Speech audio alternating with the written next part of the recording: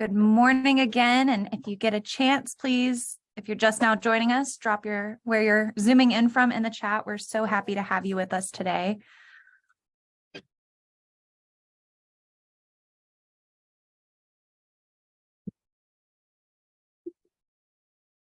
All right, we'll continue to let people in, but I will get us started. Welcome so much to our sacred conversation today about worship at the table, healing relationships to food and community with Kendall Vanderslice from Edible Theology. My name is Elizabeth Brewington. I'm with the Partners in Health and Wholeness program, which is an initiative of the North Carolina Council of Churches. And we are so glad you are here with us this morning. To get us started, I'm going to open us in prayer, and it's actually a prayer that Kendall wrote. So if you are able, please close your eyes, find a comfortable seat. So this is a prayer for yeast. Creator God, we live in awe of your interdependent world. We stand amazed by the life so small we cannot fathom its existence until it's no longer there. May the microbes that thrive in our bodies, on our skin, that populate our dough and enliven our soul, guide us evermore into love of you. May we be like flour, mixed together with leaven, changed and content to live simply, faithfully, day by day. Amen. If you are just now joining us, we are so happy to have you. So with that, we're going to get started. That was our opening prayer, and I'm going to introduce you to the wonderful Kendall Vanderslice. I met Kendall, I believe, right before March of 2020, and I have been an avid fan ever since. I've taken as many of her classes as I can. I particularly love her Bake and Pray workshop, and so I'm so excited to introduce you to her today. Kendall Vanderslice is a baker, writer, and public theologian. She's a graduate of Duke Divinity School, Boston University, and Wheaton College, and has committed her life to the study of food and community formation. Kendall is a professionally trained baker, having learned from several of the top American pastry chefs. In 2018, she was named a James Beard Foundation National Scholar for her work bridging food and religion. She's the author of We Will Feast, Rethinking Dinner, Worship, and Community of God. And out of the past 5 years, it was born out of the past 5 years spent researching churches that worship together around the table. Her latest book is By Bread Alone, a baker's reflection on hunger, longing, and the goodness of God. We are so happy to have you with us today, Kendall, to talk about Edible Theology's Worship at the Table. Thank you so much for having me. I am going to really quickly share a slideshow, and let's see if we can do this with as minimal issues as possible. Can you all see that? Can I get some? No, you can't see it? Uh-oh. Okay, hold on. I thought it said it shared. Not yet. Oh, that's okay. Now can you see it? Yep. Perfect. All right. Well, thank you guys so much for having me. I'm thrilled to be here with you all today. I'm especially grateful to all of you who took the time to be here during Holy Week. Such an incredibly busy week for all of us here, I'm sure. And so I'm grateful that you all are here to join us. If there is anything that I love talking about, it is talking about the table. And this week, this Holy Week, we get to honor the meal that sparks my love of all things table, Jesus' Last Supper with his disciples. This is a table that reorients all of the tables that we eat at. It's a meal where Jesus feeds his friends, even the friend that would betray him, and he promises to be with us all whenever we break his bread and drink from his cup. So my own background is kind of a strange one. It is not actually first in ministry, but in the field of food studies and in the professional kitchen. I did later study theology at Duke Divinity, which is what brought me here to North Carolina. I live in Durham. For those of you who don't know, I've been here since about 2017. But first and foremost, before theology even, my truest love is the study of food. While I was working on my food studies degree at Boston University, I was curious what it was about the table that impacts social interactions. I was curious what happens when we eat together that changes the way we talk to one another, changes the way we understand community. So I wrote a thesis on a church in the western suburbs of Boston that held its entire service around a table. They called themselves a dinner church. After graduation, I went on to study 10 dinner churches that worshiped in similar ways, and that research became my first book called We Will Feast.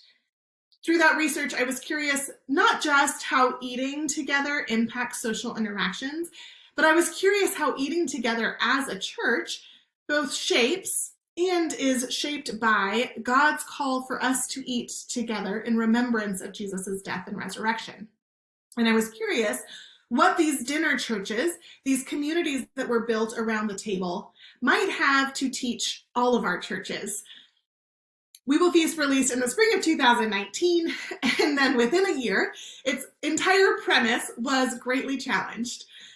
But as we continue to question today how to rebuild community in the wake of the pandemic, now 3 years after it began, I think that the research I did for We Will Feast is more important than ever for our churches.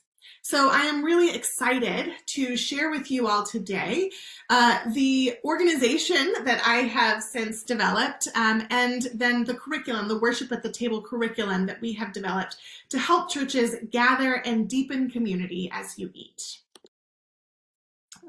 Okay. Sorry, I lost my place here. We are living in the midst of two interrelated crises. A crisis of loneliness and a crisis of political and cultural polarization. At the root of both of these crises is, in fact, a crisis of belonging. When we are lonely, our brains cannot handle ideas or experiences that are different from our own, which drives us to search for belonging in more and more polarized political identities that ultimately leave us even lonelier as it amplifies our fears of the other. At the Edible Theology Project, we believe that the solution for this crisis of belonging, which is coupled together with this crisis of loneliness and polarization, we believe that the solution begins in the stories told about food around the table. And we believe that churches are uniquely equipped to build communities where everyone is known and valued and loved by drawing on the two tables that are at the center of Christian tradition, the communion table and the fellowship table. Now, the table gets very easily romanticized. It gets spoken of as this place where people are always at ease, where relationships are formed, where we get to be most fully ourselves. But during Holy Week, we read about a table that was actually probably pretty uncomfortable for at least of the couple of the people who were there, most notably for Judas and for Jesus. This was a table that proves to us that not all meals turn us into communities that are eager to protect one another. I would also guess that all of us gathered here today have sat at tables that are really uncomfortable.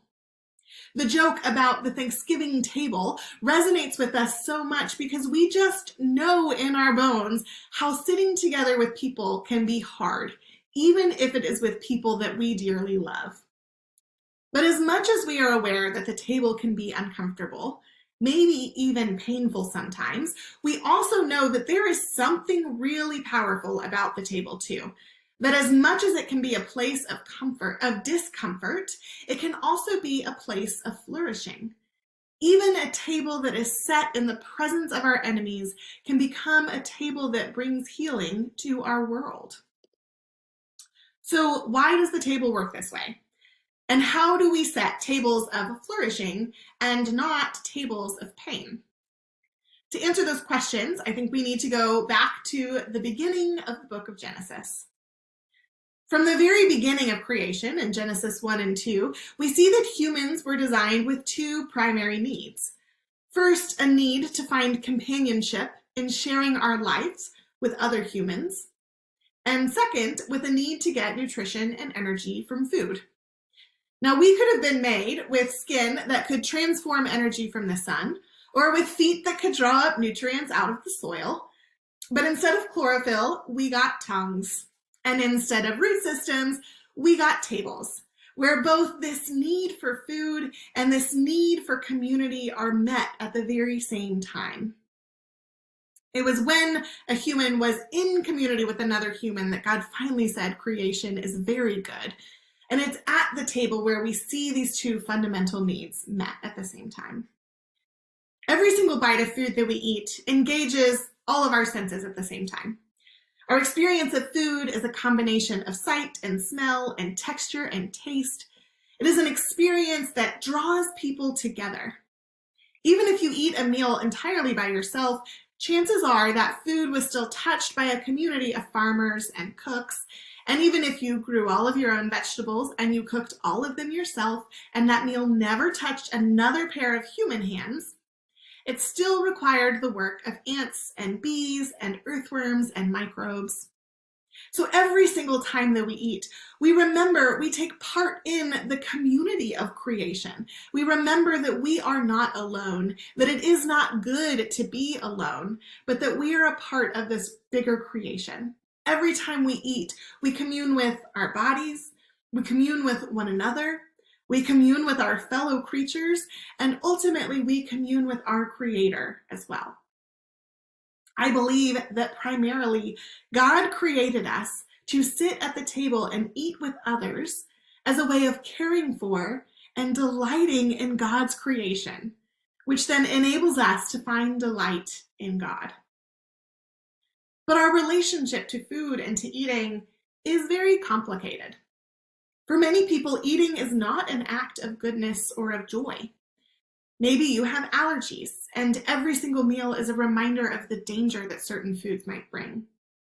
Eating might feel inconvenient, or even worse, eating with others might make you feel like you are an inconvenience. Maybe you know the grip of hunger, the worry over whether or not you will eat tomorrow or the next day or the next. Or maybe the very foods that connected you to your family and connect your family to home were the butt of jokes in elementary school. Maybe you can't look at food without counting up calories and wondering how many miles you would have to burn to run all of it off. Maybe you stand in a grocery store aisle and you feel utterly conflicted because you want to pay attention to the treatment of farmhands and you want to care for the soil and you're aware of the danger of the current climate crisis, but your budget is tight. And your teenage son eats 4,000 calories a day, and your 10-year-old will not eat vegetables, and your toddler is pulling on your sleeve and begging for Cheetos, and you cannot appease them all. As much as the table unites us to one another and unites us to our Creator, the table is also a reminder that the world is not as it's meant to be. Two trees stood together in the middle of that garden where the first humans lived, the tree of life and the tree of knowledge of good and evil. Now, God had given these humans one pretty simple task. They were to take care of this beautiful, delightful creation. But God had given them one restriction as well, and that was a restriction on what they could eat. God told them to feast on the fruits of all of these trees, but just stay away from one, the tree of knowledge of good and evil. Of course, we all know how the story goes. The temptation proved too great, and so they plucked from that forbidden tree and they ate it. They took this vegetation that was meant to sustain and to be sustained by them, and they used it selfishly. Orthodox priest Alexander Schmemann says the fruit of that tree was food whose eating was condemned to be communion with itself alone, and not with God. It is the image of the world loved for itself, and eating it is the image of life understood as an end in itself. He says that the original sin that took place that day was a ceasing to hunger after God and God alone. It was a ceasing to see every aspect of life as utterly dependent on an interdependent world, as a sacrament of communion with God. Immediately their eyes were opened, and with juice still dripping down their fingers, they looked down at their naked bodies. Rather than behold the beauty of her curves or the powerful ability for her belly to bring forth new life, the woman saw the dimples of her thighs and the softness of her middle. The man felt sweat break out upon his brow as the soil sprouted forth thistles and thorns. They felt shame at the nakedness they had always known as beauty, and they looked to the vegetation around them to cover up. In this first bite, these humans realized that everything that God created and called good could also be used for evil. In just one quick meal, all of the relationships that God designed as good, relationships with their bodies, relationships with the ground, relationships with one another, and ultimately relationship with God, became relationships that were marred by brokenness and pain. The joy of new life, whether out of the ground or out of the woman's body, required sweat and tears and pain. Food and eating mark the brokenness of this creation that God so desperately loves. And yet, through meals, Jesus shows us that food marks God's commitment to healing and to restoration. In feeding the 5,000, in making himself known to his disciples on the path to Emmaus in the breaking of bread, in extending forgiveness to Peter in an offering of fish, Jesus shows us God's commitment to healing and restoration through meals, through tables, through the sharing of food. I like to read the gospel as a story of meals. Now, all kinds of meals tell stories. When we start to talk about the foods that mean the most to us or the meals that are most memorable for us, we start telling stories about family. We start telling stories about the places that we call home. Our food says something about who we are and where we come from. For instance, maybe you eat black-eyed peas every year on New Year's Day because your grandmother always told you that they brought good luck. This likely suggests that you or your parents or grandparents, probably many of us here, are from the southern United States. These foods connect us to generations past who have marked the passing of time with the same food traditions. The stories that our foods tell are as beautiful and as complicated and as confusing as the families and the faith communities that have raised us. These foods tell stories of displacement and migration. These foods tell stories of moments of plenty and moments of want. They tell stories of social hierarchies and of family relationships. They memorialize the resilience of the people that history is most wont to forget. Tejana poet Carolina Hinojosa Cisneros calls meals generational storytelling with an open mouth and a heaping spoon. The stories that meals tell remind us both that food and the table was created to be powerful and good, and also that creation is not what it's meant to be. God chose meals as a storytelling device for this grand cosmic narrative that we are a part of. It was a meal that brought death into the world, and it's a meal that marks the healing of creation too. So when we share with one another the bread and the wine, we remember that God breathed into the belly of Mary and brought forth a new Adam in Jesus, the Word who was present in the beginning, the bread who promises that we will hunger no more, the rabbi who ate with those marginalized by society, who turned water into fine wine and 5 loaves and 2 fish into a meal for a crowd of thousands. One small meal of forbidden fruit brought death into the world. But through his death, Jesus reclaimed our eating as a sign of new life. As you eat together, he told his followers, remember this bread and this wine. Remember my body and my blood, this death that brings the world back to life. In 2014, I began studying churches that eat together as their primary act of worship, looking at what happens in a community that commits to sharing meals together over a long period of time. The first church that I visited was a church in central Massachusetts called Simple Church. Simple Church met together every Thursday night in the basement of another area church. The pastor would bake a massive loaf of bread and make a big pot of soup. As everyone arrived, they would begin to leave their additional potluck offerings on the table and then find a task to do. They would put tablecloths on each table, they would light candles, they would fill pitchers with water, they would set silverware at all of the different spots. Once the room was set up, Pastor Zach would pull out his guitar and he would start singing This Little Light of Mine. I will not sing it here for you today because you do not want to hear my own voice singing. But as everyone sang, as the guitar started to strum, everyone would gather into a big circle around the perimeter of the space, and the kids would all come to the center of the room, and they would start to dance around an altar that was overflowing with this massive loaf of bread and giant pitchers of grape juice. As the night progressed, the group would first share the bread that Zach would bless and pass around the circle. Then everyone would go through the line and get their food before finding a spot at the table. Conversation would continue, sometimes, oftentimes really, pretty awkwardly, until everyone had settled into a chair.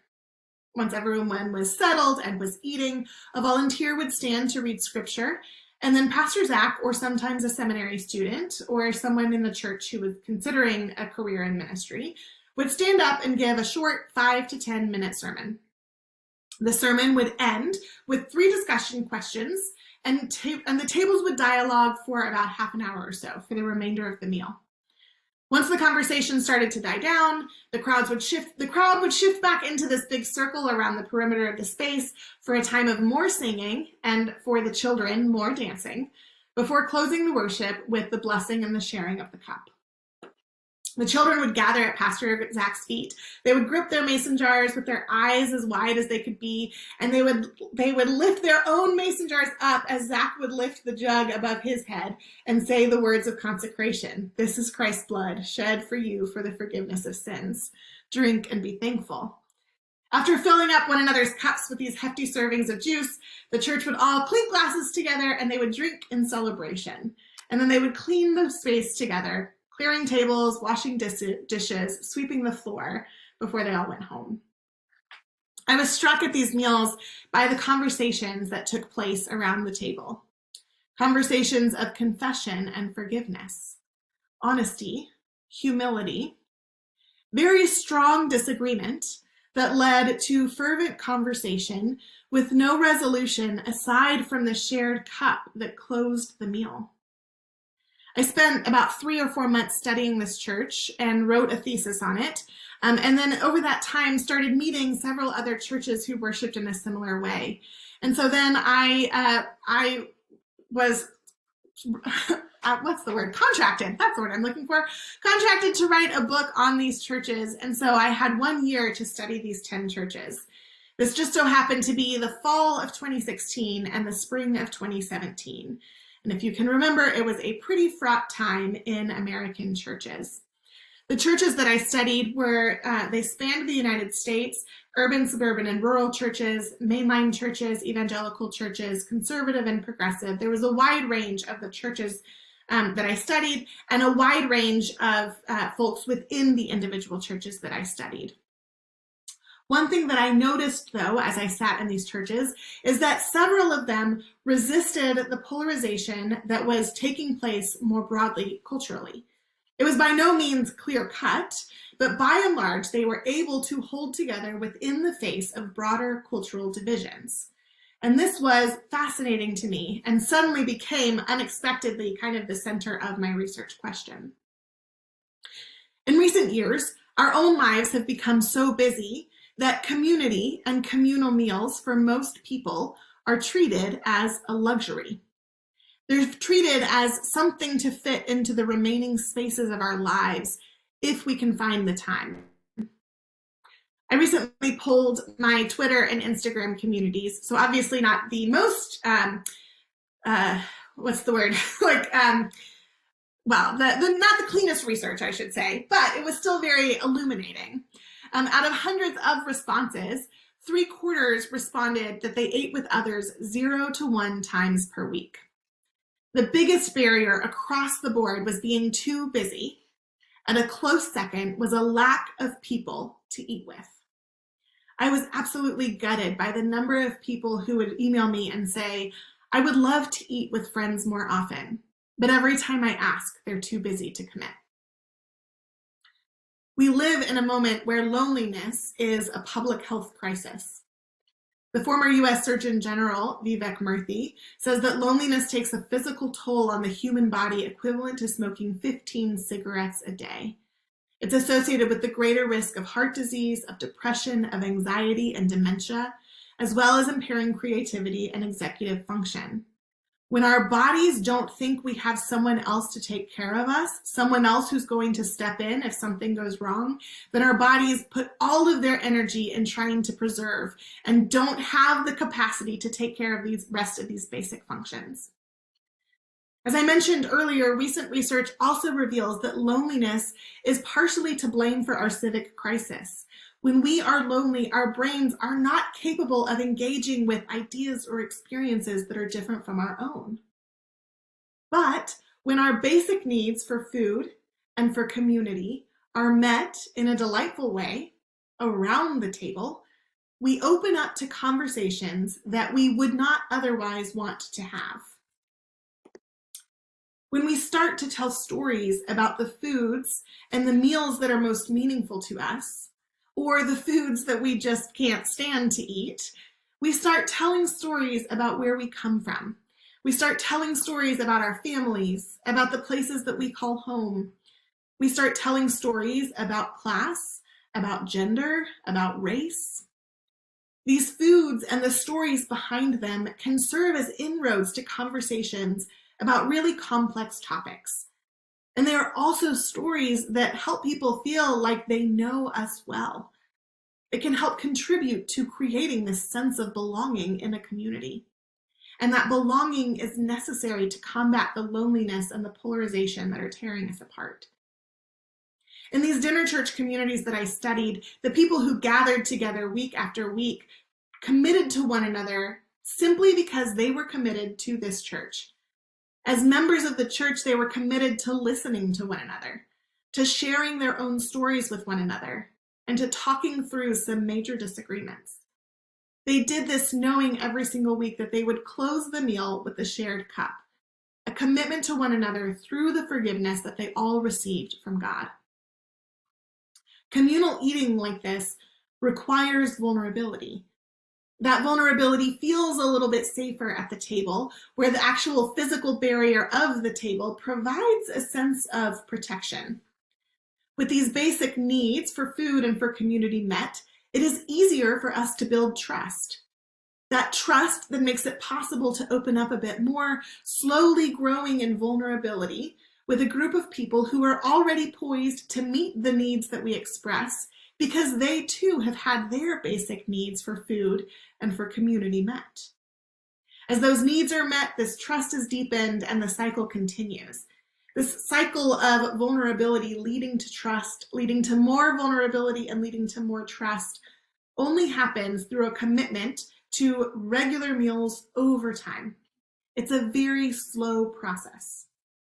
But what I found in the dinner churches that I studied was that when the groups got to know each other slowly in this way, in a trusting environment, they were better able to resist caricatures of one another. They were more open to trying to understand the experiences of those who were different from themselves, because they already felt a sense of connection and belonging to that person. Better yet, they all shared a sense of responsibility for one another as well, which meant that if a need was expressed, the group felt an obligation to find a creative way to meet that need. In this way, it helped them to recognize that maybe the perceived enemy wasn't an enemy at all. God setting a table in the presence of enemies looked an awful lot like setting a table in the presence of friends. This community was such a simple and beautiful picture of flourishing. But I also think that you do not have to run a dinner church like this one in order for your church to meet people's needs in this way. My guess is that most of us here have a history of church fellowship meals that did this well, and they have fallen by the wayside over the years. I think most people are not aware of just how much work those fellowship meals did, and as they were kind of the thing pushed away as our lives got busy, it broke apart so much more that we didn't realize. Which is why here at Edible Theology, we have developed our Worship at the Table program. So Worship at the Table is a 6-lesson program designed for your Sunday school or small group that helps everyone to share stories about food around the table as a method of building community. Over the course of 6 lessons, you will gather together around the table to study meals in Scripture, in Christian tradition, as well as the stories of meals that are meaningful in your own lives, slowly digging deeper and deeper in conversation as the weeks go by. By the end of this program, your group will have also spent some time observing the hospitality gifts and limitations of your particular church community, so that you can harness the rich tradition of church fellowship meals in a way that meets the needs of your own congregation. So a little bit about kind of how the program is designed. The program comes as a digital workbook that you can download and print for every participant in the group.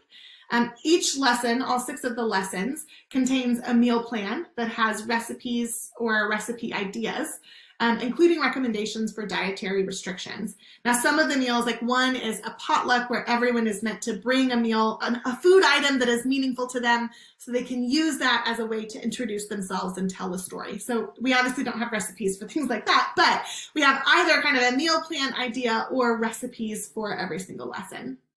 Every lesson also has a scripture reading and reflection, an optional icebreaker question or activity, depending on how well your group knows each other or how much you need sort of some additional assistance in getting people comfortable with one another.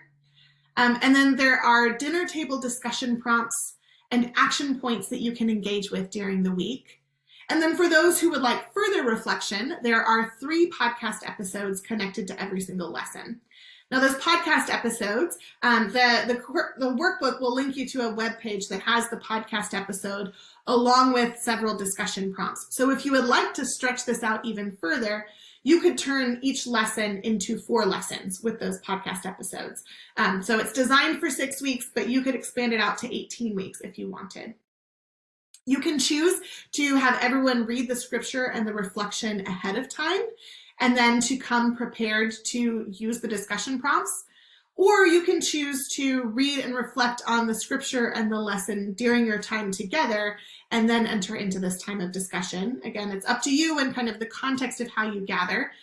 We've tried to provide enough structure that it's very clear how you can implement this, but also enough flexibility that you can sort of adapt it for the needs of your own context. By the end of the program, our goal is that your group will understand the ways that food is at play in the story of Scripture, that you will be able to reflect on the ways you experience both the goodness and the brokenness of food, and that the group will also be aware of their own gifts and limitations in hosting meals for others, both as a church and also as individuals in their own homes. And finally, that everyone in the group or the group as a whole will have a plan for building community together in their church and in their homes. So far, we have had over 50 churches use this program in the past 6 months. We piloted it with a small group of churches last fall, and then we released it at large this January. And the feedback so far has been really, really beautiful. For many of the churches who've used it so far, this program was the first church meal that they shared since 2020. Most of the churches who've used it have reported that they intend to keep meeting beyond the final lesson, and everyone is really eager to develop a more robust table ministry at their church. 2 of the churches who reported back to us from this pilot group shared that this program provided more consistent attendance of any program that they have done since 2020. And one said that the program attracted people who typically have not participated in anything outside of Sunday morning worship. So I am really excited as we continue to get this program out to see how it builds further community in the months and the years ahead. I hope in many of your churches as well. So I am excited to share it with you, and also excited to answer any questions that you might have. So I would love to just take a little bit of time and answer those questions. Maybe I'll stop the screen share if I can figure out how, so that you all can see me a little bit more. There we go. Thank you, Kendall. And if you have any questions, feel free to come off mute and ask them. Also a reminder that PHW offers mini grants to churches who want to expand their health ministry. And so maybe implementing worship at the table is something your health ministry would like to do, and you could apply for one of our grants to do that. But with that little plug, I'll step back and let any questions be answered.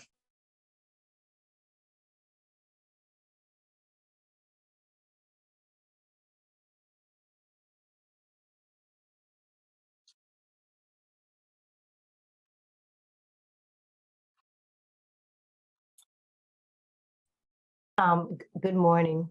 Could you put the lesson plan download in the chat so I can get it, please? Thank you. Yep.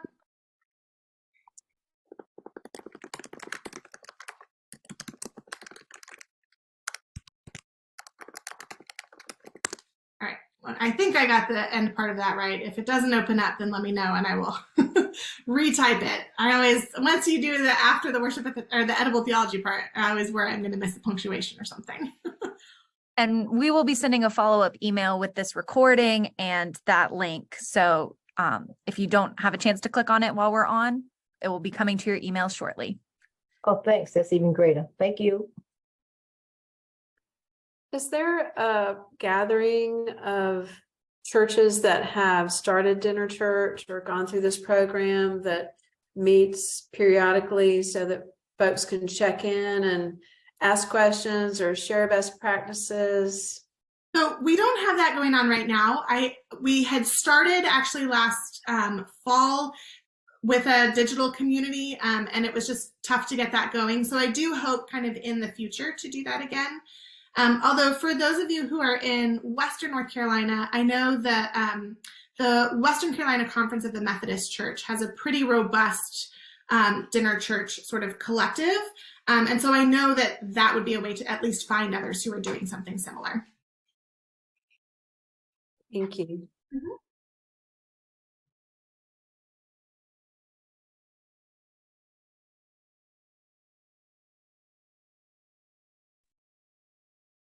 I don't have a question as much as a comment. Kendall, this is absolutely wonderful. And I so appreciate your time today. I actually read your first book several years ago and shortly thereafter received a call to start a new Moravian congregation in the Triangle. And so I was so inspired by your research and trying to figure out a way to bring folks together during COVID, because that in and of itself was a challenge. We, from the very beginning, have centered ourselves around table fellowship. And so while we don't have a true dinner church model, we call ourselves breakfast church, but it is eating around the table together and understanding ourselves to be nourished at that table and at the Lord's table as well. And that nourishment we take back out into the world in various ways. We are plugged in with a couple of food ministries in the area, but again, just wanted to thank you so much for this. And I was reflecting throughout your sharing about some gaps that gap is the only word I can come up with right now, but it's not probably not the best, but just some things around our table that I would like to be able to kind of solidify more. And so I am thrilled with your curriculum and look forward to that. I mean, as I said, we have been meeting around the table for about 2 years now, but that is just as applicable for a new church start as it is for a church or fellowship that has been together for a while. So thank you for your ministry. It is. Thank you. It is for me just a joy that this is what I get to do, and it's always amazing to hear stories of others who have already been inspired by the work, and so I'm excited. Yeah. I also would love to talk to you sometime about your bake and pray and how we could perhaps make that a Moravian specific. I'm just thinking about our baking tradition with our sugar cakes and our love feast buns and our cookies. So that's another conversation for another day, but you have ignited some energy and excitement that I'd really love to talk further sometime. I would love to talk with you as well. I am hopefully working on something around Moravian baking right now, so I would love to. Wonderful. If you wouldn't mind right. email after, that would be great, and I can add. Yeah, thank you. I was about to say, if you're okay, Kendall, can we share your contact info at Yeah. on the follow? Perfect. And then I saw a question in the chat. Can you share anything that you have learned that isn't a good idea or does not work well with this process? That's a great question. Well, I think one thing that's really important to bear in mind is that awkwardness is just a part of the equation, that meals like this are awkward. And so being really careful to prepare people for that and being open to that awkwardness is really important. And I think just being able to name it kind of releases the charge of it. Being able to say, like, I know this might feel uncomfortable. I think that is really helpful, because what can happen if we cannot acknowledge, or if we do not acknowledge that sometimes the table is uncomfortable, then folks who are not comfortable feel like they can't say so. And it kind of can brush under the rug the people who might not feel like they're a part of this community.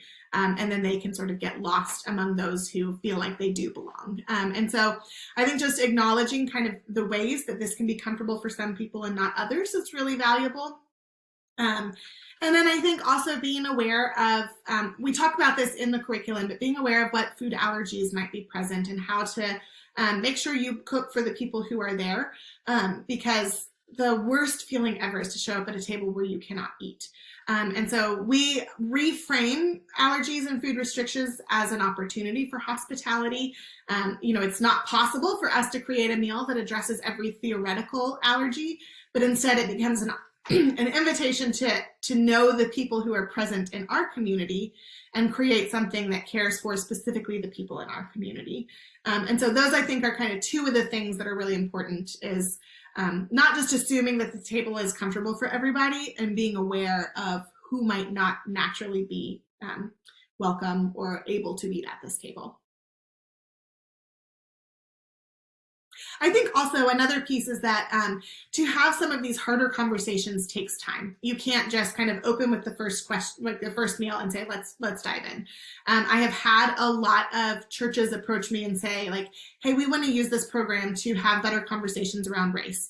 And kind of right from the start, they want to partner with another church that they have no existing relationship with and dive into hard conversations around race.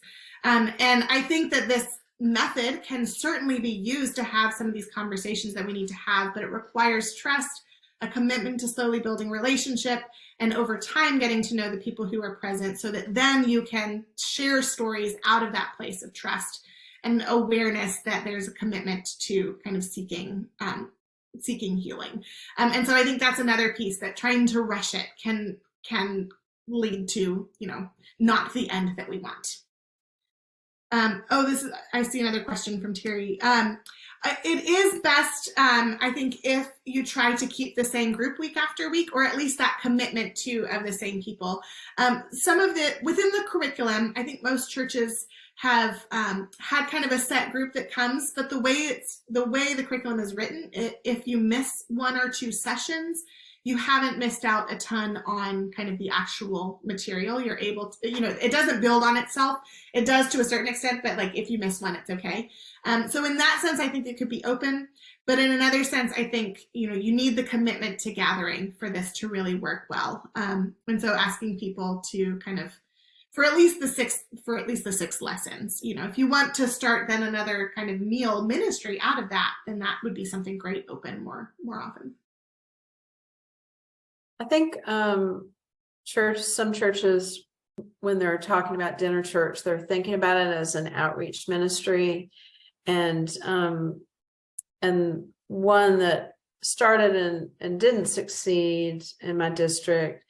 I think they, didn't have that work of journeying together to prepare and build that trust and build that cohesiveness before they launched into the community and inviting the community. So do you see the work of the 6-session workbook as important, and then can you launch into inviting a larger part of the community around the table? Mm-hmm.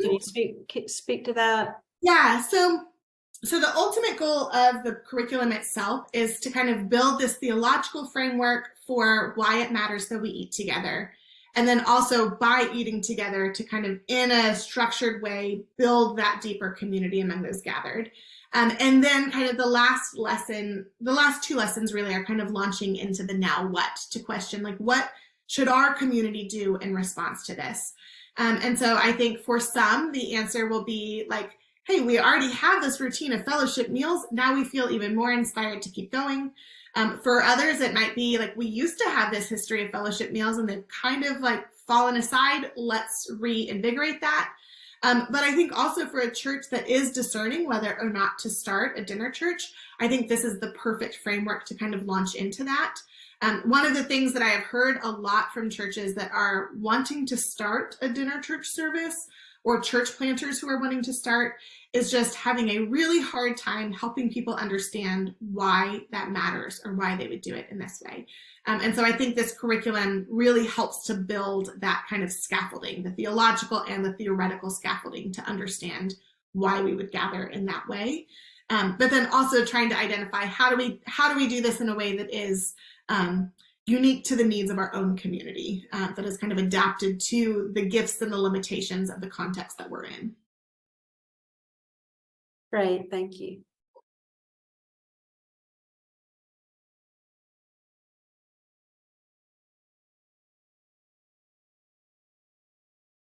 Any other questions or comments?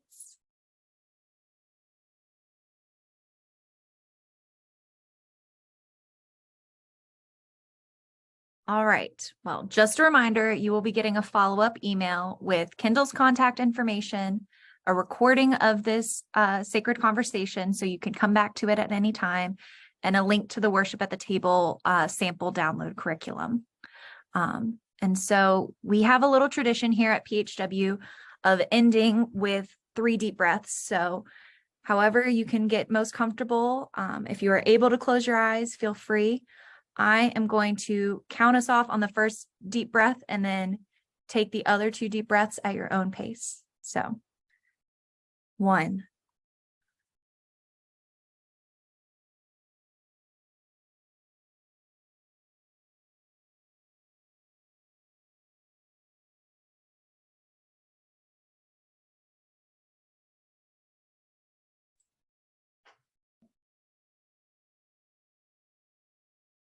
'Thank you so much for being with us today, and I hope you have a wonderful rest of your Tuesday.